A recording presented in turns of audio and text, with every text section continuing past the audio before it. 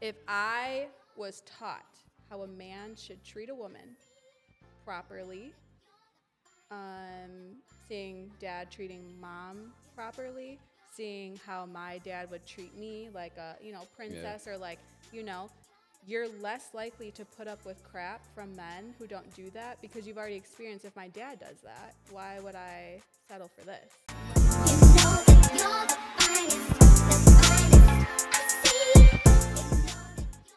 Welcome to another episode of Let's See Plants. I'm your host, KD. Today we have a special guest. She's an entrepreneur. She's a mother, a lash tech, and a woman of God. Welcome, Mighty. How you doing? I'm good. How are you? I'm doing good. Man, that's funny. But so we was talking, and you shared with me that you found out the man who was raising you wasn't your father, your biological father. How did you find out? So my mom told me at a very young age, so she was open about it. But I will say, even being open about it, the family, like aunts, uncles, like everybody, it's like they didn't talk about it openly. It was like the secret, like everybody knew. It's like the elephant in the room where everybody knows, but they're not speaking of it. So it's like very weird. Okay. So I think you asked me, was I mad or like? Oh yeah. So like when you found out, like, did you feel like betrayed? Were you angry about it? I think I was too young to understand. I vividly remember my childhood, but I think that the anger and like the confusion stemmed more from like high school into college. I think it was more so because I don't even know who I am. Like my mom's Puerto Rican, my dad's black, so it's like I was growing up like, oh, people would ask me what I am. Oh, I'm Puerto Rican. Oh, are you sure you're not mixed with anything? I'm like, no, even though I know I am. Yeah. But because I didn't openly tell people, because Right. I didn't know and didn't have a relationship, it was like kind of like pretending. Like, I see. Like imagine like learning how to basically keep the biggest thing that should be important to you like a secret. You learn to like basically pretend. So when you found out this person wasn't your father, how did he treat you growing up? My dad that raised me or my biological Well, I mean, dad? the person you raised. I'm sorry. So my dad, he never treated me differently. That's one person on the world. Literally never have I ever felt. In fact, like my dad's always like, if I need anything, I know he's there. He's the one person that didn't treat me differently. Now, like aunts and uncles and like extended family, I always felt like I was treated differently. Okay. But my dad, like he was there when I was born in the hospital room. So like I've never felt any differences. Like when I first had my son, like it's like he was in my hospital room and everything like that. Oh, okay. But here's the thing, right? So it's like that family, and if they're watching, sorry, this is just the truth. But they would say they didn't treat me differently, right? But I was the first person to have a son in my family out of my sisters. And my older sister, who is basically had a child, and that technically was my dad's first grandchild, right? Right. So when they had a child, it was like, oh, first grandchild. You know what I mean? It's like little stuff like that where it's like you say you don't treat me differently, but like he's been here Right. longer than. So before your son came in, oh, that ain't sound right. Before your son was born, and you was like in your childhood, if you can remember, what was the things they was doing that you felt that was like treating you differently? Like I would say showing more love and nurturing. Not to say I wasn't showing love, I was, but it's more of like favoritism, if that makes sense. Yeah, like I get it. there was a sense, and like people can never take that away from me because I felt it. Like when I was younger. It wasn't just in my head. Because again, little things like I don't know. It's just hard to explain, but it's like saying like, oh, this is your first grandchild, but no, it's not. I had my son before. So that happened when I was younger. I can't remember exactly like what was, but I know that I was like just treated differently. Even like the embrace, I guess. I get it. You more can feel accepting. energy. Yeah. Yeah, because I can feel like with my family, like I feel like I was kind of overlooked to a degree. Yeah. You know what I'm saying? I can relate to that. So like, you ain't never addressed that to them? Because I know there was me. I'm an emotional person, so like I like to sometimes I have a hard habit of like telling people how I feel. Yeah. Well, no, I don't have a hard. No, I'm saying this I'm wrong. I have a habit of always gotta let somebody know what's on my mind. Yeah. And like I don't even imagine on how I would handle it. How did you handle it? Like, did you never approach it, or you just I let don't it be? hang out with my family. Oh, that's okay. It's probably not a healthy habit, but I think that um, I stick to myself. Yeah. If I go to a family reunion, it's very rare. Partially because my schedule, I'm so busy, but also it's like I would rather be with my friends that like have always treated me 100%, accepted me for who I am. So to me, it's part of avoidance, which Yeah. I guess I'm working through that of not avoiding things. But I Yeah. also do feel like some things just don't need to be addressed, you know? I feel you on that part. I feel you on that part. So, like, if you feel comfortable sharing, like, how was your relationship with your mom when you found out this person not your real father? So my mom was the one who told me. So again, it was so young where I don't really remember that, but I do remember sitting my mom down at like a restaurant. Yeah. I forget the name. I think it's shut down now. It was on 76 by State Fair. Okay. And I remember asking her like, what happened? Like, how am I here? Like, Yeah. I'm basically a mistake. That's how I felt, right? That's crazy. I'm like Yeah. I wasn't planned, okay? And I didn't come out of like this like love either. I came out of sneakiness. I came out of like people sneaking around. You know what I mean? So Yeah. I love the fact that my mom kept me, right? Yeah. She kept me, but like I said, I have resentment towards her. Not anymore, but I did because I was like, and then I see like my siblings, they live this lifestyle, like very financially stable, very like big house, cars, like very. Yeah. And I struggled, you know, like struggling with my mom. So I think that's the part where, if we're just being honest, it's not a good thing. But I started to be like, dang, I could have grew up like right. not struggling, Right. you know? Right. Yeah, I feel you on that part. That's I think a lot of people can relate to that. I can't relate to that. You know what I'm saying? But I can imagine people that does. Yeah, damn. Because you was the first, right? First child of your mother? So I have an older sister and then me. So technically, okay. I was the first daughter with my biological dad, but he had my sister. We're 13 months apart. Yeah. So you can right there add up the math of like, we're 13 months apart. Yeah. That's some funny business going on. So you feel comfortable? I don't want to dig too deep, you know. So, you know, please let me know if I'm Yeah. overstepping. But like, how did your mom explain to you, like? See, that's the thing. I think I got my mom's truth, Okay. right? I got my mom's truth, but growing up and we're our own adults, I can You see understand how. why? Yeah, First of okay. all, I see how things can happen like that. Yeah. When I was younger, I'd be like, how could this happen? How could you Facts, do this, right? facts, But now facts. older, I'm like, oh yeah, I can see how that can happen. And Yeah, I can see facts. how you can have a child with somebody that you're not with and then still raise It that happen. child. Okay. In fact, I can circle back on that. But I I got my mom's side. I don't know if it's the truth, right? Right. It's my mom's side, and then I've gotten a little bit of my biological dad's side. They don't match, so I don't know Yeah. the truth, right? I understand. I know bits and pieces, but I do know that some things, just like some things are meant to be explained, I feel like sometimes God protects me in a way of just like, maybe I don't Yeah. need to know the truth. No, you're right on that one. You're right on that one because this is something I kept in mind with myself that, you know, before my parents had me and my siblings, they did have their own life and they were still trying to figure things out. And then, boom, they had me and my other siblings. So Yeah. sometimes, like, they still trying to figure things out. Yeah. And then to certain things they might not feel comfortable talking about. As I got older, I Exactly. had to respect that. Yep. You know what I'm saying? Yes. Because, you know, sometimes we want answers. Yes. And sometimes it's just best not to know. Yeah. So I agree. I think that Yeah. some things are better left unsaid, but also it's like sometimes you don't need to dive so deep. I think there's a reason. Like, I know this is probably like gets like scientifical with like trauma and like not remembering your past, but like Yeah. also what if it's just God not allowing you to remember that yeah, memory? nah, Because for it real. probably hurt you more. So how did you like accept that though? Because some people have a hard time to accept certain stuff. I think life goes on, honestly. I think that Okay. it's hard to get to know a grown man that's supposed to be your father, right? So it's like I've tried in and out with my biological dad to have a relationship with him. I was gonna ask you about that. Yeah, so it's hard. I've tried. Again, somebody reached out when I was 16. We tried to, I was so young, right? Yeah.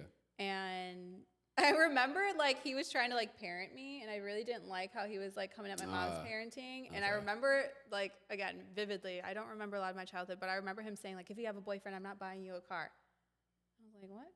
That's weird. Yeah. Yeah. So it's just like, first of all, you're like, who are you? But also, it's like, I want the car. Yeah. You know, so it's like I was struggling. Like, do I want this relationship for a financial value, or Right. do I want this relationship because I actually want to know the person who raised me? Yeah. But I didn't feel like comfortable, so I cut that off. And then we like met when I was pregnant, because technically this is his first grandchild, right? Right. So I started becoming closer with my sister through him. But even then, it's like during that relationship, and me and my son's father, we were like ending that relationship. So he was trying to tell me what to do in that dynamic. And like, Oh, okay. you know what's crazy? Okay, this is like super trauma dumping. No. This is part where I was going to circle back. So I think that what my dad did for me, my dad raised me and knew I wasn't his. And my son's father, shortly after we met, he basically let me know that he had a woman that was pregnant. So that was like, I knew Elijah before he was like in his mother's womb. I accepted it. And I think I had the heart of it to understand because Right. of my dad raising me. So whereas people might turn and leave away, I was like, you know what, that's fine. Like, we can get through it. Like, of course I was hurt, but it was so early on in the relationship where it's kind of just like, okay, Yeah. I can accept it and move forward. But fast forward to Zephin's now born, I think year 3. Yeah. My biological dad told me like, oh, he's not gonna raise that kid. He's not gonna raise that kid. But you know what I told him? And that was the last conversation we had. I said, well, what about you? Because you raised the kids that you brought in with a love, but you didn't raise me. Damn. How did he took that? He was salty. And you said that was the last conversation y'all had? That was the last conversation I had with him before I was like, you know, text messages like just dwindled down. And So he was the one who stepped away from you. no, I kind of just started to ignore, again, avoid, and like, because I just didn't like that. Because it was like, some people forget where they came from and they act all high and mighty, like, oh, well, if this is how Frank treats this child or whatever the case may be, he's not going to raise Zephin correctly. But I was like, that's actually not true.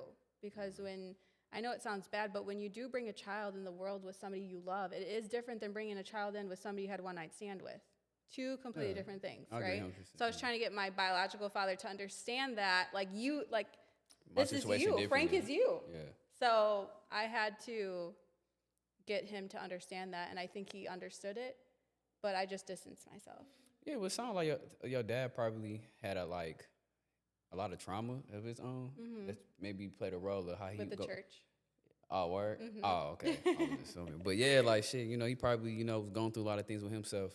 And I think that played a role on how he went about things with you. Oh, yeah, 100%. You know what I'm saying? So, And with my mom, too. Oh, yeah, for sure. With parents as well. Yeah. Oh, yeah, for sure. It's just trauma affecting people, and then that affects the person, and that affects the next person. Like a cycle. It's a cycle. And that's why I'm trying so hard not to. But I also am accepting of, like, I'm going to fall short in some ways, too, with being a mother. Yeah. Oh, yeah, for sure. So it's like, we can always do our best. I don't think, somebody told me, nobody says purposely, I'm going to ruin this child, unless you're like a crazy, like, psychotic person. Yeah. But it's like, I think our parents did the best that they could do, but we also are adults and we can choose to, like, deal with stuff going forward. No, I agree, because my dad told me this. He was like, a book wasn't given on how to be a parent. Yes. And one thing I keep in mind, when my dad was alive, like, he did the best he could. He did the best he could, and he went about things that I didn't agree with, but he did things the best that he knew how. Yeah. Because what he was taught and what he was noticing, not noticing, that's not the word, what he witnessed growing up. Yeah. You know what I'm saying? So, yeah, no, definitely. So, what, like, you not, like, having your father around, like, did that kind of, like, well, no, I ain't asked. Before I ask you that question, did you make peace with it? Of, like, yes. You did? So what was the steps you took to make peace? Therapy. Oh, word? Yeah. Okay. I think that making peace with it is like an everyday thing, right? You have to choose to let things go or not. So I think I'm not like resentful or anything to my mom or anything anymore. I just kind of carry on with life. But I think that takes like not playing the victim. Like, we all go through things. Like how we were just talking about, like, okay, I can sit here and be upset about this happening, but our parents went through stuff too. Exactly. So it's like not playing a victim and like, poor me, oh my gosh, I have daddy issues. Okay, grow up and get over it. Yeah, I feel you on that one. A lot of people stay stuck in that victim mentality. And therapy helped me too as well to get out that and Yeah. Having my relationship with God too, that helped me to keep moving forward. 100%. Heck yeah, because I'm finna go off topic. But no, I don't care if I get off topic because it's like, because my dad passed away like a couple months ago. Yeah. And like, I didn't like the way I was treated. Mm. Yeah, I didn't like the way, I'm open, but Yeah. I didn't like the way how my older sister was treating me. Yeah. During the, After during the whole. yeah, so to give you more details, like, so my dad passed unexpectedly. Okay. He didn't have life insurance. Okay. So he went to the military, so the military only covers so much. Got it. So my sister, was the one who, paying for the funeral arrangement, stuff like that. And I felt that she didn't include me in it. Meaning gas like, hey, I'm finna go look at this headstone. You wanna come with me? Or what do you think it is? Yeah. She only called my other sister. Why you didn't call me? Right. I lived with my dad. Yeah. You know what I'm saying? Yeah. Like, I was close with my dad. It Yeah. wasn't like I wasn't around him. So I took that very personal, and I Right. was really angry, and I was like carrying that on for months, and just came to the conclusion, like, I gotta let this go. I don't want to Yeah. be bitter about this no Yeah. more. So I yeah. think you just have at peace, and I think it's like part of forgiveness. Like, you're not forgiving Yeah. for them, you're forgiving for yourself so you can let it go. Yeah. You don't like become this resentful, bitter, angry person. Yeah, and I don't like that because I be having chest pains and stuff like Yeah. that. Yeah, and Body effects, like physical body effects Yeah. from anxiety and stress. Yeah, 100%. Yeah. So you not like, you like, how can I explain it? So like, not explain. How can I ask you this?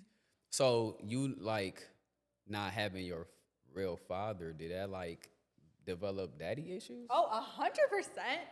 Hello. So It like, does. It's a real thing. hey, I mean, it's a real thing. You search for what you wanted in a father and men. Yep. So did that affect your romantic life, your dating life? Yes. You put up with a lot of crap that you shouldn't put up with because you don't. Okay. When a woman, you're single. Yeah. Okay. Find a woman. Okay. Okay. And I'd be knocking myself basically because I didn't have it. But it's easier to find. Well, I guess it's not easier. It depends on how much effort you want to put in the woman. Okay. Because if a woman, anyone, a man too, if you have a household of two healthy parents, right? Because you can have a household without healthy parents. I agree to that. If the we'll just speak on daddy issues as a daughter because I can't come from a male's perspective. But if I was taught how a man should treat a woman properly, seeing dad treating mom properly, seeing how my dad would treat me like a princess or like you're less likely to put up with crap from men who don't do that because you've already experienced if my dad does that, why would I settle for this? Yeah. So I think in a sense of it just creates basically for one, there's just like this the bar is set low. Mm-hmm. So you kind of just put up with anything because you have to kind of build your standards. Okay, well, now I'm trying to figure out on my own how a man should treat me because I didn't have the one male figure in my life that should have treated me in a way that I would have had a good example on, if that makes sense. They make perfect sense. So then that's why it's like you go through relationships and the older you get, the wiser you get, and then the less kind of crap you deal with because you're like, wait, no, I've been treated like this here. I like this here. I don't like this here. But for somebody who gets to experience that, seeing how their dad treats their mom is one thing, and then seeing how their dad treats the daughter, you don't put up with as much crap. I would assume. No, I agree to that. I grew up in a 2-parent home, and I mean, it wasn't really healthy. My parents' marriage was toxic. Yeah, but see, that's a key word. It's like healthy. Yeah. But like watching them show me what to do, what not to do. Mm-hmm. You know what I'm saying? So that's true. Yeah, no, that's good. So like, did that play the role of you making bad decisions, dumb decisions, as you would say? Yeah. Just like how I said, I think I would just kind of put up with anything, and then you're kind of searching for like the protection and love and safety in a man. But that's where God comes into play now, because being almost 30, still single, like I'd rather be single than be in a relationship that I know I'm not getting what I deserve, because I know what love is. Yeah. And I know that God, I can count on him to like give me, everything. Nah, for real.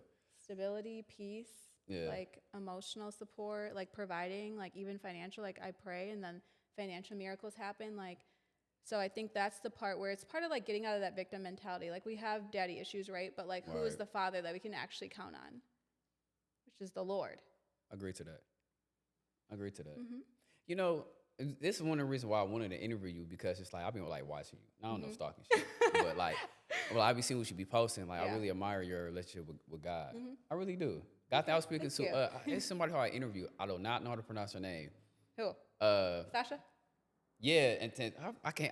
Yeah, her. But I can't pronounce her real name. But like, I brought up a show to her. Like, I really admired your relationship and like just. I never try to read a book by its cover, Mm-hmm. but just looking at you, I can tell you have like a positive spirit on you. Yeah. Like you glow. Yeah. I like that. Thank you. Yeah, I like that. I like that.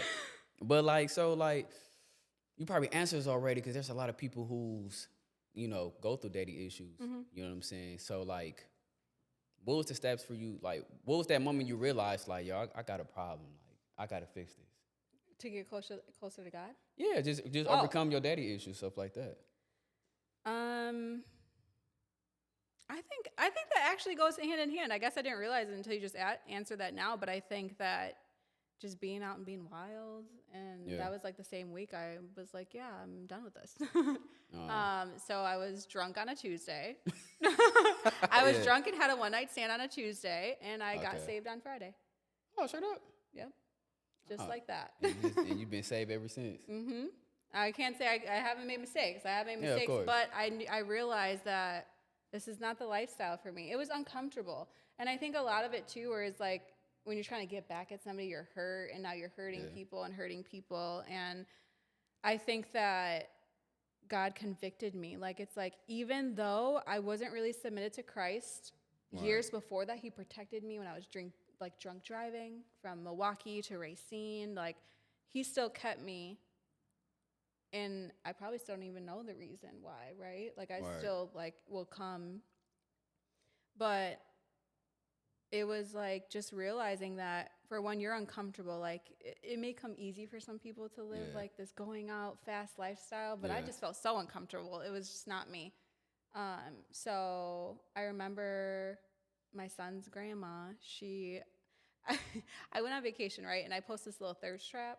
She was Yeah. like, call me. She's like, take that down. That is not you. Mm. And then she invited me to a church service. It was actually funny. It was Single and Toxic. Okay. That was the name of like the event. And I went there and I swear I left with the Holy Ghost. Like, I literally got in the car and I was like, I felt disgusted. Not condemning myself, but I did have to feel that like conviction of like, you're not right. Right. That's And ever since then is when I stopped drinking for a year after that, and never drank again after that moment for a year, actually year and a half. And I just was like serving and involved in the church and like really just trying to become a better person. good. That's dope. Because a lot of people can't face their problems. Yeah. You know what I'm saying? And I applaud you for that. You Yeah. know. And so like, you don't mind me asking? I know you say you're single, right? So like, what's your ideal man? Ideal man. Yeah, in case he's listening. Or Yes, honey. In like 10 minutes, okay? Okay. Well, my ideal man, it's kind of funny because I thought you were going to ask me this question. But so people say like, oh, I want a church girl, a church guy. Well, I've experienced church guys that are not submitted to Christ. Damn, you crazy. Go ahead. Yeah, okay. So I would say I'm not so much looking to see if you are in church. I'm looking to see, like, what are the fruits of your labor? Like, Yeah. are you a server? Like, how do you treat your mother? Are you respectful to women? Yeah. Do you have a job? Like, are Yeah, you exactly. financially stable? I mean, at our age in our life, like, Yeah. I'm going to be 30, so it's like, I know we're still growing. I don't Yeah. expect you to be a billionaire, but I also know that I don't want somebody that's just like not got it together financially, because I also have a son, right?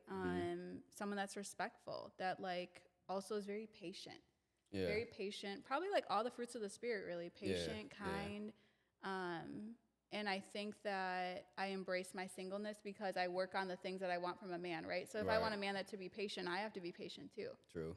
So No, that's true. It's funny that you said that because it's like somebody told me the same thing. A man, he said, just because a woman is into the church, like those be the worst ones. I think he said. I don't. People say that. Yeah, that's. But why is that though? Why you say? Because people hide behind like this like persona, like, oh, I go to church. No, it doesn't matter because guess what? The church is full of sick people. Yeah. Okay, we got the sickest people. That's what it's for. That's the purpose. So it's like it's beyond the church, right? Do they serve? Do they serve in the church? Like, are they happy serving, or is this burden? Right. Like, not necessarily going to church, but like, what do you do after you leave those doors, right? That's very true. Do you, are you praying before your decisions? Right. Are you resembling Christ, right? Are you patient? Are you kind? Are you gentle? Yeah. Do you want only your way, right? Yeah. Like people that only want their way are not like open to other opinions. So I would say that's what it is. I mean, I do like kind of getting more like fleshly. Obviously, I want to be attracted to them. Okay, there's nothing wrong with that. But I think that, for being honest, I think I may want somebody with a kid because. Really? Yes, because I don't know. I won't say that. I fear somebody not loving me, probably because my childhood. I fear someone not loving my son the way that they should. Like I have this fear of like, okay, let's say I meet somebody who doesn't have a child, and we meet and we have a child together. Like, are you gonna love that child better than mine? Right. Is that like a weird theory? Hell no, it's Okay. not. No, it's not. Because okay. Damn, I'm finna go off topic, but I'm not trying to. My dad was married once, and then he had my oldest sister, and he met my mom who didn't have kids, and my mom had my sister first, and had me. Yeah. From what I was hearing from my older sister, my mom treated her differently. Yeah. You know what I'm saying? See, it happens. Yeah, so like, it all depends on what type of man exactly you meet. You know what I'm saying? So yeah, because I've also met an amazing man once. We dated very briefly because we realized we were just better as friends. Yeah. And he treated my son so good, like, and because we knew each other as friends, right? So it's like, I know that there's men out there that can be that step parent, right? But then that's part of like going back to who are they as an individual? Yeah, basically. Yeah, like, what are their characteristics just being a person? Because a lot of times, like, you try and change a person into who they're just not going to be. No, for sure. I agree. And before I switch topics, I got the last couple more questions before we wrap it up. Now, you've been mature and having different perspective on things. Yeah. Social media plays a major role in today's society. What's your thoughts on like 50-50? Do you believe in 50-50? You believe a man's supposed to finances? Like paying 50-50? Yeah. I go back and forth on this. I think it really depends on the dynamic, right? So like if I'm making more money than my husband, right? Because I'm like a entrepreneur. Like I want to work. I really don't desire to just be at the stay-at-home mom, right? So it's like if I make $100,000 more than my man, why would I expect like them to pay 50 if they're making less, right? So I think it depends. Like if I wanted to be a stay-at-home mom, right? Cook, clean, do all the things, then I expect the man to work and provide. Makes sense. But if we're both working, I think like it's like, okay, you pay the mortgage, right? I take care of utilities. I wasn't built that type. Like I'm just a very go-getter. So I mean, it's nice, right? If you got it, you got it. Like if somebody is in the means to take care and like, yes, of course. But if you don't have the means to do that, then no, absolutely not. Okay. Yeah, okay. I'm never having a couch potato though. I'll tell you that much. Like you better go out and So okay. I will say it's like, is that a deal breaker? If you have a job or financially stable, of course. Yeah. But I also know that there's other ways that you can provide that's not just financially. Like, are you going to cook and clean? Right. You know what I mean? Like, are you taking care of my car every time it breaks down? Yeah. Or something like that? Like, I think there's other ways where it's like 50-50, not just financially. Like, are you pulling your end? Because then sometimes, let's say you get somebody that takes care of you, and then what happens if something tragically happens? Man. And they get in an accident. Right. What are you going to do? Yeah, and that's something that I'd be like trying to teach, like, especially to my niece. Her father, I don't know how she feel about me saying all that, but I try to like, you know what I'm saying, like, try to give her that, like, make sure you know how to stand on your own. Yeah. There's nothing wrong having a man to provide Right. and stuff like that. But in case something happens, like, what Oh, are you going to yes. do? Because sometimes things can change. 100%. I think women should always be in a position to have their own money on the side, even if that Yeah, I means agree. you're nannying other kids or going to be a dog walker. Like, you always got to have something, because you have to be able to. Another reason, you don't put up with stuff if you got your own. Like, Oh, yeah, for sure. some people put up with stuff just for the money. Yeah. If you have your own money, you're not going to put up with stuff like that. I agree to that. I agree Yeah. to that 100%. And also I mentioned about social media. A lot of social media, a lot of kids on social media, especially, they get exposed to like sex and, Oh, and everything else. So you as a mother, how do you protect your son? well, that's hard when you co-parent, Okay. because I can only protect him on my right. Right. It's really, really hard. And I think that being exposed to pornography so young, like I was, I think I briefly told you that. Yeah, okay. But I think that I can only do my best. I can Yeah. pray over him every day and plead the blood of Jesus and just like limit certain things, right? Like if I see him watching something, or I won't go a certain place, like of course you can protect them, but also shout out to Javita, my counselor that I saw at Evolve. Okay. She explained to me that like sometimes there's things that you can do, right? Just to get that out of the way. But like ultimately, I'm not the one protecting Zephan. Like God is, and that's why I have to pray. Like it goes beyond me. Like, I'm such a helicopter parent. Like when he's with his dad, I'm always calling, like, how is Zephan? How is Zephan? But it's like, it's beyond my control. I have to trust that God is protecting my son, and it has nothing to do with what I'm doing. So I'm assuming you're an overprotective parent. Oh, yes. I'm like that's understandable. psycho a little bit. It's all good. Understand. But I have people that say, no, you don't, you be the way you are, right? Yeah. Because we live in a crazy world. Yeah. Crazy world. So Yeah, I'd say definitely. circling back to like specifically like the sex and pornography, I think that being open with him, like, oh, that's not good, or I try and protect him as much as I can, but I know that ultimately, eventually it's going to be out of my hands. So I think being open with him when he gets to that age, also letting his dad handle some conversations I don't want to have. True. Yeah. Honestly, I think you, by what you're sharing with me, I think you're doing a good job. Yeah. You got to just keep teaching them, and he might not understand, but as he get older, he'll understand why you said the things you did. Because I'm saying that because like my mom was the one who installed God in me. Yeah. You know what I'm saying? And like I used to get mad at her when I'd be talking to her about a problem. She'd be like, "We got to talk to God." Like, Mom, I'm like, I ain't trying to hear that. But as I got older, I see what she was saying. Yeah. And I thank her for like introducing me to God. Yeah. So basically what I'm saying is that like, yeah, you're gonna lecture him and he might get irritated. Yeah. But as he get older, he actually accept the teaching, he gonna understand 100%. why he gonna understand. He gonna be appreciative for Yeah. sure. 100%. And I think it's the scripture, train a child in the way he should go and he will not depart from it. I think that's Book of Proverbs, right? Yeah, I think so. Yeah. I think so. But it's basically teaching, like, even if like how your mom, you're like, oh, Yeah. but on your own time, you knew who to go to. Like Yeah. you knew, like you would probably replay what your mom was telling you. Yeah. So I think that even if you do depart, you kind of stray away, you always go back to the foundation of like, okay, let me try out that thing my mom was talking about her. Yep. And that's why it's important. Like sometimes we're protected from our parents' prayers and not even like, I so agree it's to like that.